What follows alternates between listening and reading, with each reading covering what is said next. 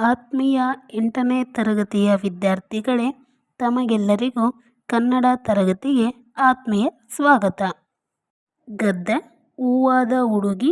ಲೇಖಕರು ಎ.ಕೆ. ರಾಮಾನುಜನ್. ಈ ಗದ್ಯ ಭಾಗದಲ್ಲಿ ಬರುವ ಪಾತ್ರಗಳ ಪರಿಚಯ. ಒಬ್ಬ ರಾಜ, ರಾಜನ 2 ಹೆಣ್ಣು ಮಕ್ಕಳು ಹಾಗೂ ಒಬ್ಬ ಮಗ. ಒಬ್ಬಳು ಮುದುಕಿ ಹಾಗೂ ಮುದುಕಿಯ 2 ಹೆಣ್ಣು ಮಕ್ಕಳು. ಹಾಗಾದರೆ ಜನಪದ ಕಥೆಯನ್ನು ಪ್ರಾರಂಭ ಮಾಡೋಣ. ಒಂದು ಪಟ್ಟಣ. ಅಲ್ಲೊಬ್ಬ ದೊರೆ ಇದ್ದ. ಆತನಿಗೆ 2 ಹೆಣ್ಣು ಮಕ್ಕಳು ಮತ್ತು ಒಬ್ಬ ಮಗ. ದೊರೆಯ ಮೊದಲನೆಯ ಹೆಣ್ಣು ಮಗಳಿಗೆ ಮದುವೆಯಾಗಿತ್ತು. ಅದೇ ಊರಲ್ಲಿ ಒಬ್ಬಳು ಮುದುಕಿ ಇದ್ದಳು.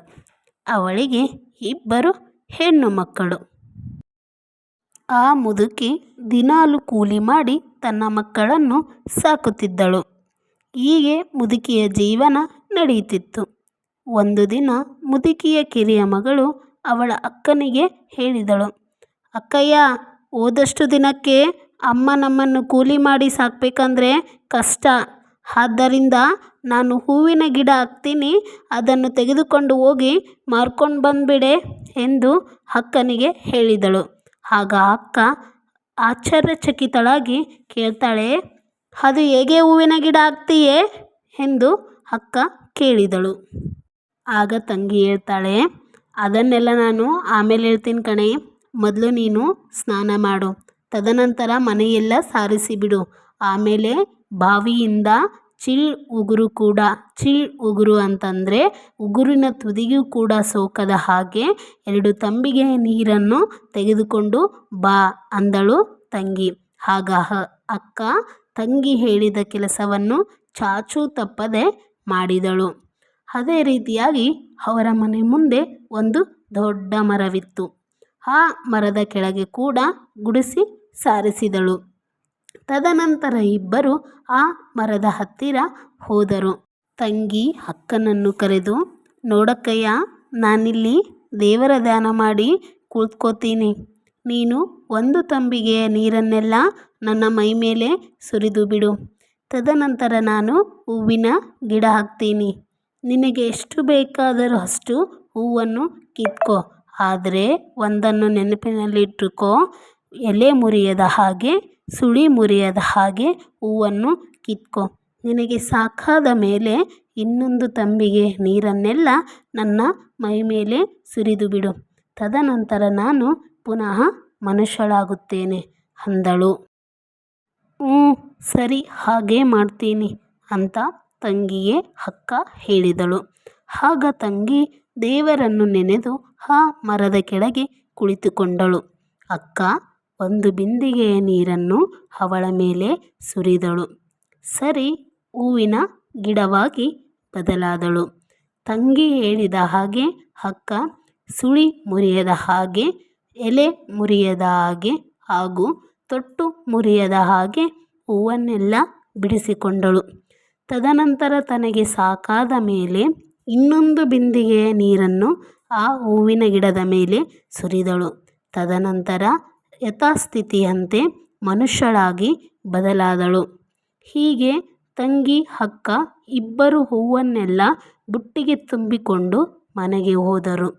ಆಗ ಇಬ್ಬರು ಸೇರಿ ಹೂವನ್ನೆಲ್ಲ ಕಟ್ಟಿದರು. ಆಗ ಅಕ್ಕ ಕೇಳಿದಳು, "ತಂಗಿ, ಎಲ್ಲಿಗೆ ಹೋಗಿ ಮಾರಾಟ ಮಾಡಿಕೊಂಡು ಬರಲಿ" ಎಂದು ಕೇಳಿದಳು. ಆಗ ತಂಗಿ ಹೇಳ್ತಾಳೆ, "ಅಕ್ಕಯ್ಯ, ದೊರೆ ಮನೆಗೆ ತಗೊಂಡು ಹೋಗು. ಅವರು ಹೆಚ್ಚಿಗೆ ಹಣ ಕೊಡ್ತಾರೆ. ಅದರಿಂದ ಅಮ್ಮನ ಕಷ್ಟವನ್ನು ನಾವು ನೀಗಿಸಬಹುದು" ಎಂದು ತಂಗಿ ಅಕ್ಕನಿಗೆ ಹೇಳಿದಳು. ಆಗ ಅಕ್ಕ, ಸರಿ, ಹಾಗೇ ಮಾಡ್ತೀನಿ" ಎಂದಳು. ಅಂದು ಒಂದು ಬುಟ್ಟಿಯಲ್ಲಿ ಹೂವನ್ನೆಲ್ಲ ತುಂಬಿಕೊಂಡು ದೊರೆಯ ಮನೆಯ ಮುಂದೆ ಹೋದಳು. ಆಗ "ಹೂವು ಬೇಕೇನಮ್ಮ, ಹೂವು" ಎಂದು ಜೋರಾಗಿ ಕೂಗಿದಳು. ಅದನ್ನು ನೋಡಿದಂತಹ ದೊರೆಯ ಚಿಕ್ಕ ಮಗಳು ಅವರಮ್ಮನಿಗೆ ಹೇಳಿದಳು, "ಅಮ್ಮ, ಹೂವು ಘಮ ಘಮ ಅಂತವೆ, ಕೊಡಿಸಿಕೊಡು" ಅಂದಳು.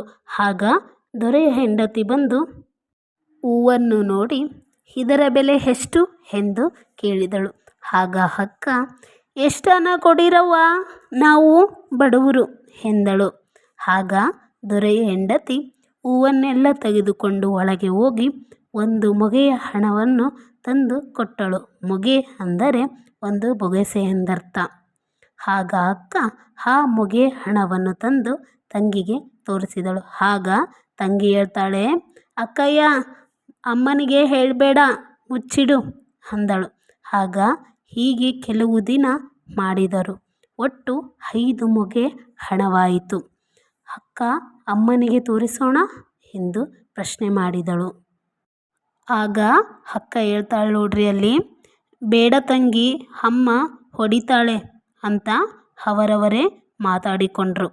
ತದನಂತರ ಇಬ್ಬರು ಆ ಹಣವನ್ನು ಮುಚ್ಚಿಟ್ಟರು. ಹೀಗೆ ಹುಡುಗಿಯರಿಗೆ ಸಂಪಾದನೆ ಮಾಡಿ ಅವರ ಅಮ್ಮನ ಕಷ್ಟವನ್ನು ನೀಗಿಸುವ ಗುರಿಯಾಗಿತ್ತು. ಹೀಗೆ ಅವರ ದಿನನಿತ್ಯಲೂ ಅವರ ಬದುಕು ಸಾಗುತ್ತಿತ್ತು.